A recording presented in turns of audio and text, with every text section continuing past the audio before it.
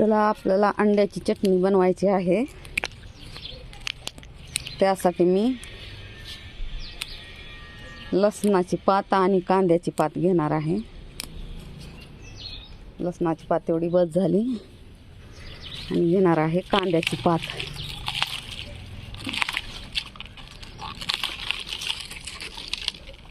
तर काय झालंय, कांदे संपलेत घरातले। कांदे संपलेत म्हणल्यानंतर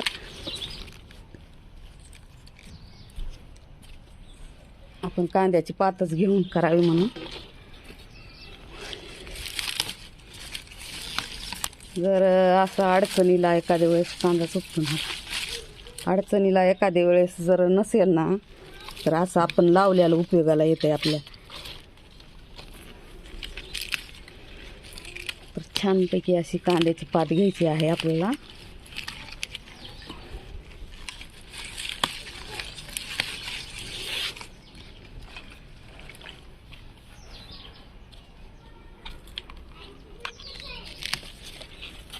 इकडं मोठी मोठी आली ना, तर सुंदर अशी कांद्याची पात घेऊ आणि अंडा भुर्जी बनवू।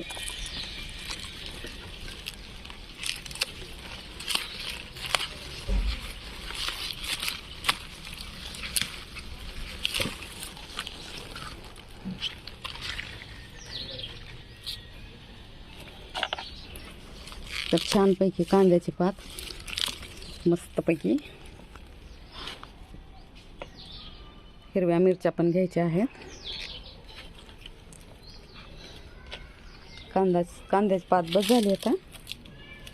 4 हिरव्या मिरच्या घेऊ तोडून।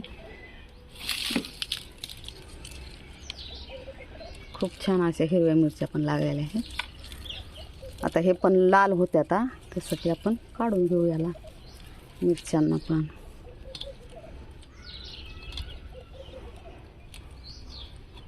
अडचणीच्या टायमाला आपल्याला उपयोगी येणाऱ्या वस्तू।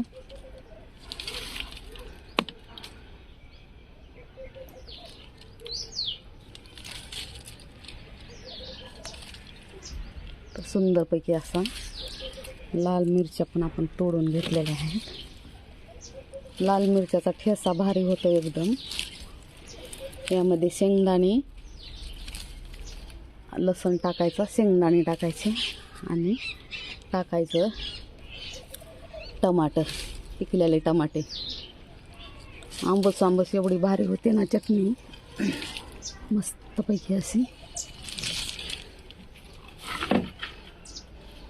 चिमणी पण आली आपल्या इथं। एवढ्या मिरच्या आणि कांद्याची पात। धन्यवाद।